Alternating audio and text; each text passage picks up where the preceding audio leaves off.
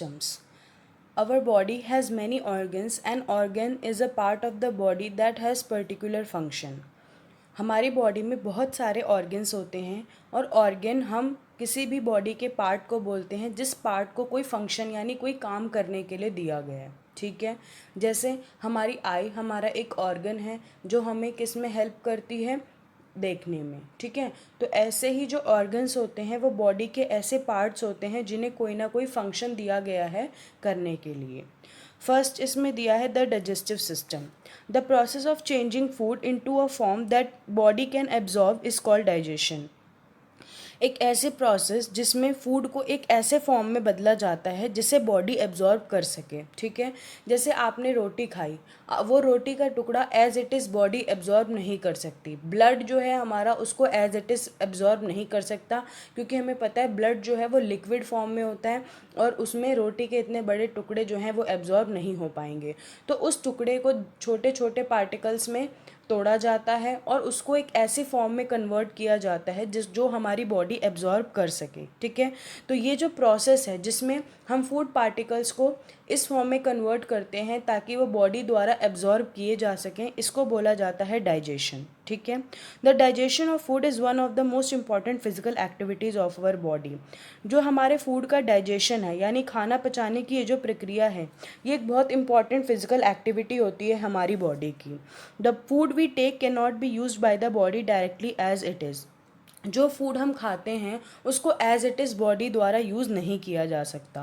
It has to be digested and absorb by the body. इसको body द्वारा digest किया जाना और डाइजेशन के बाद उसका एब्जॉर्प्शन होना यानी ब्लड में उसको एब्जॉर्ब करना, सोख लेना बहुत आवश्यक है, ठीक है। दस digestion is a process by which complex food substances change into soluble form in the presence of enzymes. तो डाइजेशन एक ऐसी प्रोसेस है जिसमें जो हम फूड खाते हैं, जो कैसा फूड होता है, कॉम्प्लेक्स फूड होता है, ठीक है, उसको कन्वर्ट किया जाता है सॉल्युबल यानी कि ऐसी फॉर्म में जिसको ईजिली एब्जॉर्ब किया जा सके, जो आसानी से हमारे ब्लड में घुल जाए, ठीक है। और ऐसा करने में हमारी मदद कौन करते हैं, एंजाइम्स। तो एंजाइम्स की प्रेजेंस में ये प्रोसेस की जाती है, ठीक है। एंजाइम्स एक तरह के हमारी बॉडी में हमारे फ्रेंड्स हैं जो कि हमारी हेल्प करते हैं हमारे बॉडी की फंक्शनिंग को मेंटेन करने के लिए। Enzymes are produced by the digestive glands. और ये जो एंजाइम्स हैं इनको कौन बनाता है, हमारे जो डाइजेस्टिव ग्लैंड्स है, यानी कि फूड को डाइजेस्ट करने के लिए जो जो बॉडी ऑर्गन हमें चाहिए होते हैं वो ऑर्गन्स जो हैं वो इन एंजाइम्स को बनाते हैं, ठीक है। The process of digestion starts from the mouth which has salivary glands, tongue and teeth. जो हमारे डाइजेशन की प्रोसेस है वो कहाँ से स्टार्ट हो जाती है, हमारे माउथ से ही, जहाँ पर हम अपना खाना डालते हैं, हम माउथ से अपने फूड को अंदर ले जाते हैं। तो माउथ से ही डाइजेशन की प्रोसेस शुरू हो जाती है। माउथ के पास सलाइवरी ग्लैंड्स होते हैं जिससे हमारा सलाइवा निकलता है। सलाइवा बोलते हैं जो आपके मुंह में लार आता है वाटर जैसा, उसको बोला जाता है सलाइवा। तो सलाइवरी ग्लैंड्स वो सलाइवा बनाते हैं जो फूड के साथ मिक्स हो जाता है और फूड को आसानी से हम फिर अंदर ले पाते हैं, ठीक है। तो उसकी फूड के साथ मिक्सिंग होना बहुत ज़रूरी है। उसकी मिक्सिंग के लिए और क्या दिए गए हैं, हमें टंग दी गई है और टीथ दी गई है। तो टीथ क्या करते हैं, हमारे खाने को च्यू करने में हेल्प करते हैं ताकि वो छोटे टुकड़ों में पहले ही टूट जाए और उसके बाद फिर हमारी जो टंग है उसको सलाइवा के साथ मिक्स कर देती है, ठीक है। The teeth help in chewing the food into small particles. जो आपने खाना खाया दांतों की मदद से आप उसको चबाते हुए छोटे छोटे टुकड़ों में तोड़ लेते हैं। The food is chewed in the mouth and is mixed with saliva. मुंह में खाने को चबाया जाता है और फिर उसको सलाइवा के साथ मिक्स किया जाता है। This process help in swallowing the food from the mouth. और ये प्रोसेस हमें हेल्प करती है फूड को स्वेलो करने में यानी निगलने में, ये हमें हेल्प करती है। From the mouth the food enters the stomach through the food pipe. Mouth के थ्रू हमारा फूड कहाँ जाता है, स्टमक में, और उसको लेके जाने में हमारी कौन हेल्प करता है, food pipe. Here some digestive juices secrete from the walls of the stomach get mixed with the food। ये जो डाइजेस्टिव यहाँ पर हमारे स्टमक में बहुत सारे डाइजेस्टिव जूसेस होते हैं, ऐसे जूसेस जो हमारे फूड की डाइजेशन में हेल्प करते हैं। वो क्या होते हैं, ये कहाँ से रिलीज़ हुए हैं, हमारे स्टमक की जो वॉल है, यानी हमारा स्टमक जो है उसी ने इन डाइजेस्टिव जूसेस को रिलीज़ किया है। जब हमारा खाना फूड पाइप के थ्रू स्टमक में जाता है, ये डाइजेस्टिव जूसेस वहाँ पहले से रेडी होते हैं और ये हमारे फूड के साथ मिक्स हो जाते हैं। The stomach walls keep contracting and expanding regularly. जो स्टमक की वॉल है वो सिकुड़ती है और फिर फैलती रहती है, सिकुड़ती है और फैलती रहती है रेगुलरली। इसकी वजह से फूड की चर्निंग होती है और वो चेंज होता, फूड जो है वो चेंज हो जाता है एक सेमी सॉलिड मास, जिसे हम बोलते हैं चाइम। ठीक है, तो यहाँ पे वो जो फूड था वो एक सेमी सॉलिड, यानी कि जो पूरा सॉलिड भी नहीं है और पूरा लिक्विड भी नहीं है, एक जेल जैसा स्ट्रक्चर उसका बन जाता है, जिसे बोला जाता है chyme. As at this time gastric juices and acid such as hydrochloric acid start digesting the food and help to kill the bacteria in the food. इस समय पर जितने भी गैस्ट्रिक जूसेस, यानी वही ये गैस्ट्रिक जूसेस क्या हैं, डाइजेस्टिव जूसेस हैं जो खाने को पचाने में मदद करेंगे। और एसिड होता है पेट में, हाइड्रोक्लोरिक एसिड, ये क्या करते हैं, फूड को डाइजेस्ट करने लगते हैं। और एसिड क्या करता है, अगर आपने खाने के साथ किसी तरह के कोई बैक्टीरिया खा लिए हैं तो वो उनको किल करने में आपकी हेल्प करता है। Liquid food now goes into the small intestine. अब स्टमक से होता हुआ फूड कहाँ जाता है, स्मॉल इंटेस्टाइन में। Here some more enzymes are added to the food. Small intestine के पास भी कुछ और एंजाइम्स होते हैं और वो भी फूड में मिक्स हो जाते हैं। Most of the food is broken down in the small intestine into simple forms. अब स्मॉल इंटेस्टाइन में आने के बाद जो फूड है वो टूट जाता है और सिंपल फॉर्म्स में, जैसे कि sugar, amino acid and fats. ठीक है, ऐसा करने में टोटल लगते हैं 5 आवर्स। तो जो आप फूड खाते हैं उसका कंप्लीट डाइजेशन होने में लगते हैं 5 घंटे लगभग। The nutrients of the food are absorb by the millions of tiny finger like projections called villi. जो ये न्यूट्रिएंट्स होते हैं फूड के, इसको एब्जॉर्ब किया जाता है। उसके बाद छोटे छोटे फिंगर, जैसे जैसे आपकी फिंगर होती हैं वैसे एक छोटे छोटे हमारी बॉडी उसमें स्मॉल इंटेस्टाइन के अंदर, या आप उसको हेयर जैसे बोल सकते हो, बाल जैसे छोटे छोटे स्ट्रक्चर्स होते हैं जिन्हें बोला जाता है विल्लाए। और ये विल्लाए फूड को एब्जॉर्ब करते हैं। अब ये जो पचा हुआ खाना है इसको पूरी तरह से सोख लेते हैं और उसको किसके साथ मिक्स कर देते हैं, ब्लड के साथ। From there the nutrients are absorb into the blood. वहाँ से वो सारे न्यूट्रिएंट्स कहाँ जाते हैं, ब्लड में। और ब्लड क्या करता है, हमारी बॉडी के हर एक पार्ट को वो फूड सप्लाई करता है। From the small intestine food goes to large intestine. अब जो बचा हुआ खाना है जिसकी डाइजेशन या एब्जॉर्प्शन नहीं हो पाई, वो स्मॉल इंटेस्टाइन से होता हुआ कहाँ जाता है, लार्ज इंटेस्टाइन में। As it passes into the large intestine water is absorb by its walls and the waste product is passed out of the body through the anus and the rectum. उसके बाद जो बचा हुआ पानी होता है उस फूड में, वो लार्ज इंटेस्टाइन उसको एब्जॉर्ब कर लेता है और उसके बाद जो वेस्ट बच जाता है उसको एनस के थ्रू बॉडी से बाहर निकाल दिया जाता है। ठीक है स्टूडेंट्स, तो यहाँ देखिए एक डायग्राम के थ्रू हमें यहाँ पर दिखाए गए हैं अपने डाइजेस्टिव सिस्टम में जितने भी ऑर्गन्स इंक्लूडेड होते हैं, जैसे माउथ, ईसोफेगस होता है फूड पाइप, हमारे stomach, small intestine, large intestine, liver. ठीक है, तो अब हम देखेंगे कि कैसे डाइजेस्टिव सिस्टम में फूड जो है उसकी प्रॉपर डाइजेशन होती है। सबसे पहले फूड एंटर होता है हमारे माउथ के थ्रू। ठीक है, यहाँ देखिए ये सलाइवरी ग्लैंड्स हैं जिनके बारे में भी हमने पढ़ा, जिनमें से सलाइवा निकलता है। ठीक है, वो फूड के साथ मिक्स होता है और फिर फूड जाता है उसके बाद कहाँ, हमारे स्टमक में। स्टमक में वो और छोटे टुकड़ों में टूट जाता है और उसको फिर भेजा जाता है कहाँ, स्मॉल इंटेस्टाइन में। ये देखिए यहाँ पर आगे हमारे स्मॉल इंटेस्टाइन। स्मॉल इंटेस्टाइन में लिवर ने और पैनक्रियाज ने, इन सब ने अपने जूसेस रिलीज़ किए ताकि फूड की डाइजेशन अच्छी तरह हो सके।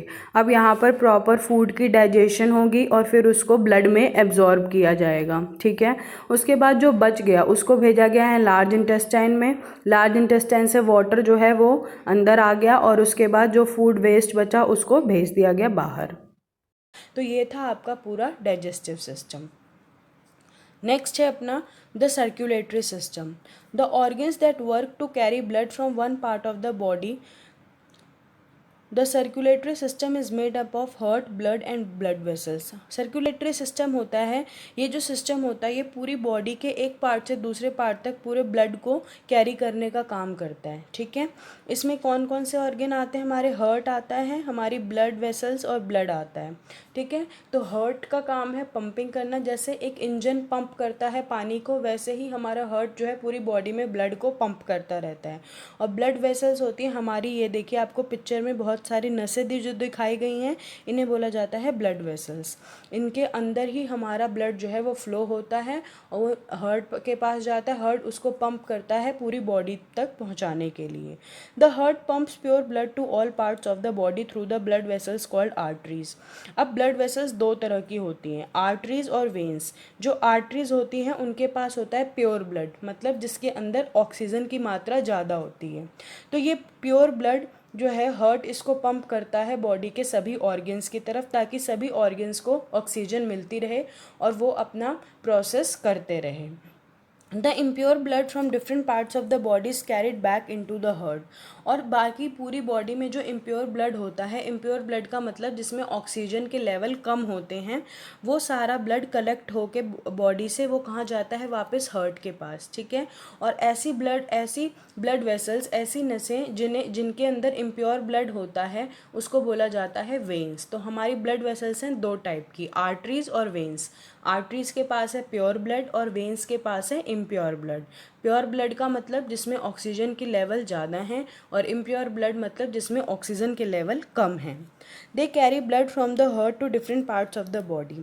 और ये जो blood vessels veins are bluish lines we see beneath the skin of our body. ये जो वेन्स होती हैं आप अपनी बॉडी में भी देख सकते हैं, कई बार हमारे हाथ पर हमें दिखाई देती हैं, ये जो है ग्रीन कलर की या ब्लू कलर की, ठीक है। ये ऐसी लाइंस होती हैं, इन्हें वेन्स होती हैं ये हमारी, और ये ब्लड कैरी करती हैं हार्ट से डिफरेंट बॉडी पार्ट्स तक।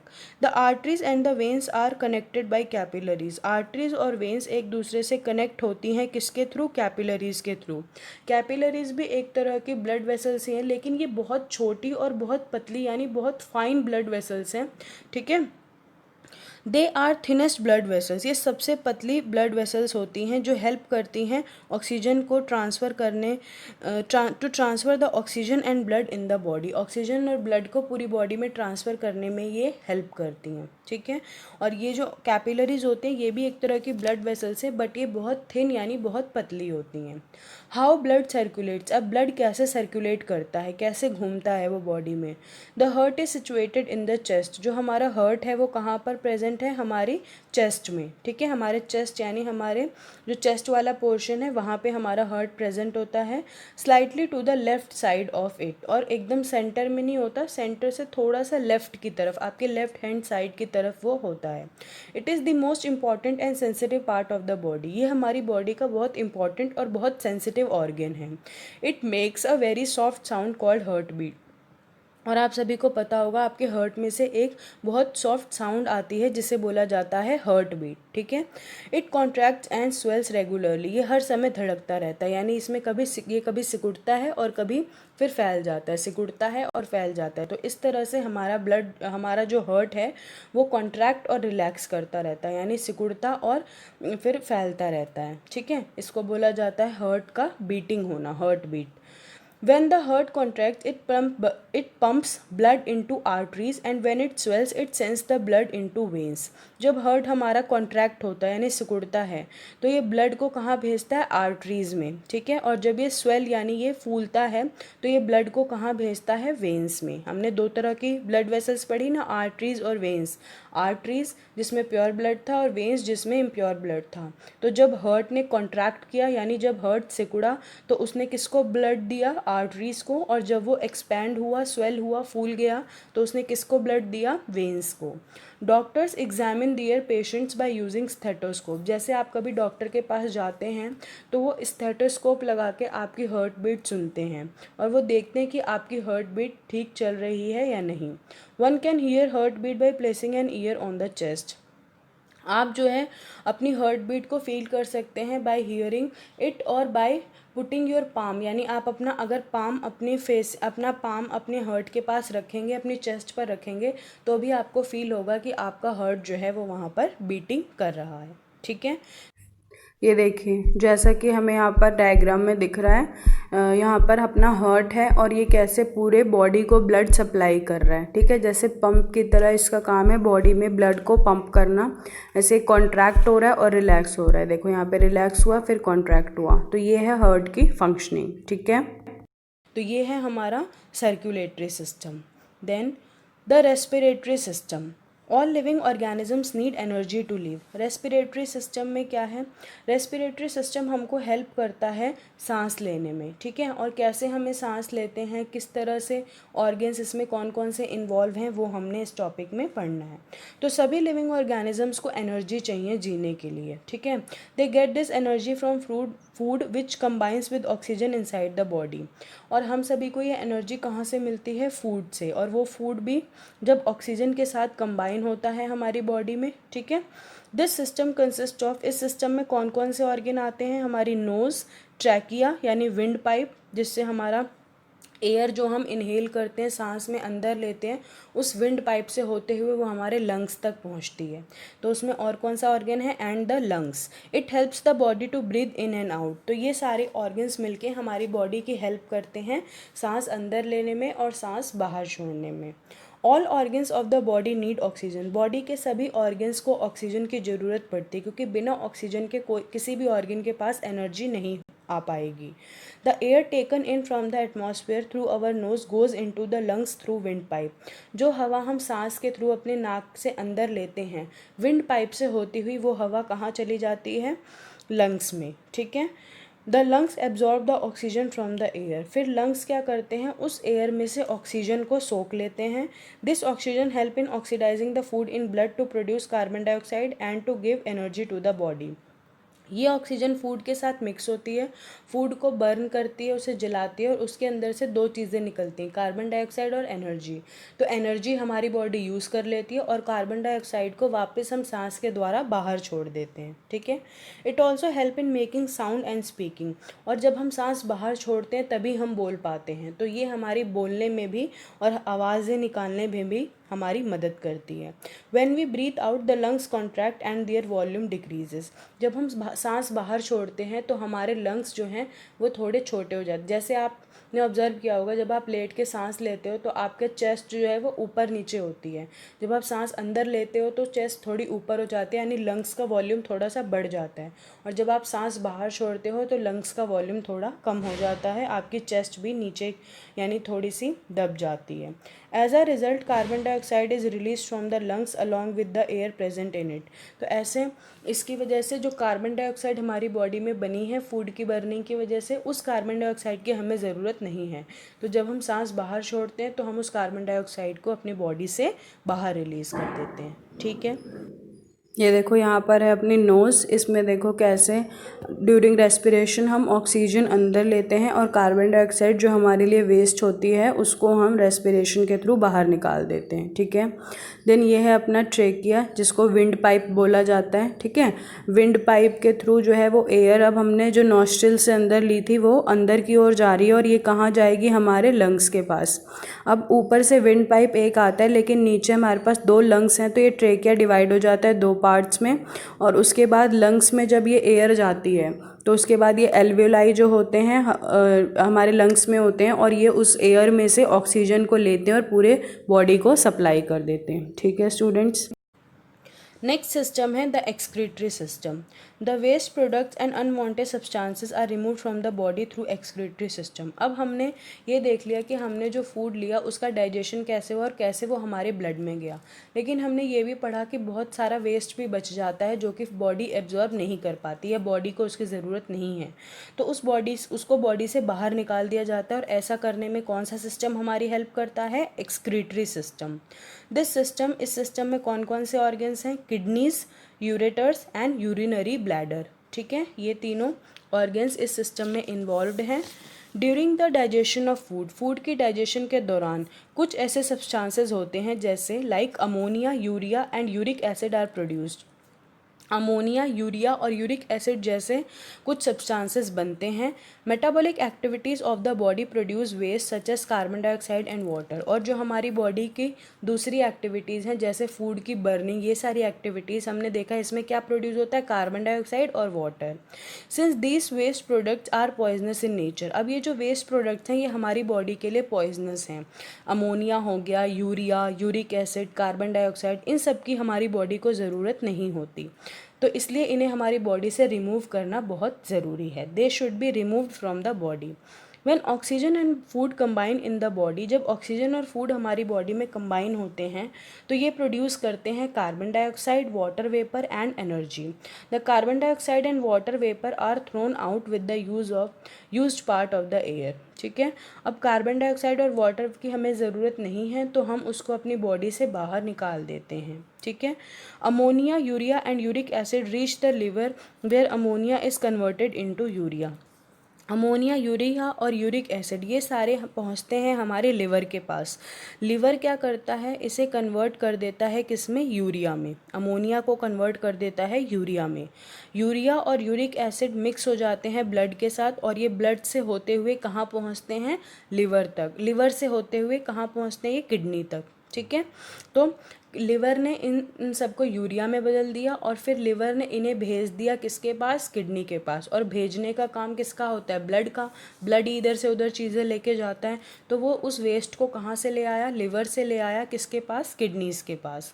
The kidneys work as filter, kidney ने फिल्टर की तरह काम किया। जैसे आपने घर में अपने चाय छन्नी देखी होगी, उसमें जब हम चाय छानते हैं तो उसमें जो वेस्ट है वो ऊपर बच जाता है और उसमें से चाय निकल आती है, तो वैसे फ़िल्टर करती है हमारी किडनी भी वेस्ट को, और उसमें से भी अगर कुछ बचा कुचा इंपॉर्टेंट पार्ट है तो वो निकाल लेती है। ठीक है, तो वो फ़िल्टर की तरह काम करती है और ये वो सारी चीज़ें बाहर निकाल देती है ब्लड से जिसकी हमें आवश्यकता नहीं होती। The filter substances contain not only urea and uric acid but some other harmful substances also. अब जो इसने वेस्ट अपने पास इकट्ठा किया उसमें सिर्फ यूरिया और यूरिक एसिड ही नहीं होते, इसमें और भी बहुत सारे हानिकारक सब्सटेंसेस होते हैं जो कि हमारी बॉडी को हार्म कर सकते हैं, नुकसान पहुंचा सकते हैं।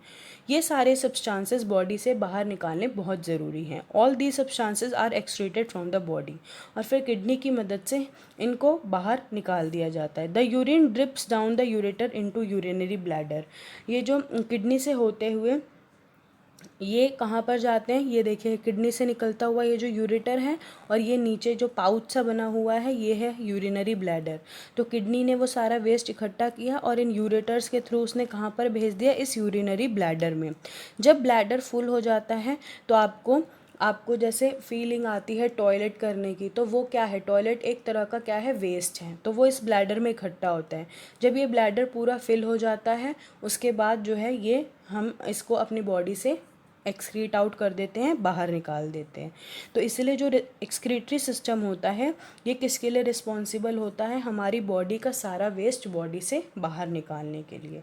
ठीक है स्टूडेंट, ये देखिए यहाँ पर हमें डायग्राम में दिखाए गए हैं किडनी, उसके बाद नीचे जो दोनों पाइप्स दिख रहे हैं वो हैं यूरेटर्स, और नीचे जो बॉल जैसा स्ट्रक्चर दिख रहा है वो है यूरिनरी ब्लैडर। ठीक है, किडनी क्या करती है, किडनी से जो भी ब्लड इसकी ओर आया इसमें से उसने फ़िल्टर किया उसको, और जो भी वेस्ट बचा उस वेस्ट को यूरेटर्स के थ्रू कहाँ पर भेज दिया, ये देखिए ये दोनों यूरेटर्स हैं और ये दोनों यूरेटर्स के थ्रू कहाँ भेजा, यूरिनरी ब्लैडर में। और यूरिनरी ब्लैडर जैसे जैसे फुल होता जाता है फिर उसके बाद जब ये फुल हो जाता है तो हमारे ब्रेन को मैसेज मिलता है ताकि हम ये जो भी वेस्ट हैं इसको अपनी बॉडी से यूरेथ्रा के थ्रू बाहर निकाल दें। ठीक है, तो ये था हमारा कंप्लीट चैप्टर। आई होप आप सभी को चैप्टर अच्छे से क्लियर हो गया होगा। ठीक, और आप इस चैप्टर की एक बार दोबारा अपने आप रीडिंग ज़रूर करें ताकि आपको सारी चीज़ें अच्छे से समझ आएँ। ठीक है, और आप अपनी रीडिंग को भी इम्प्रूव करिए।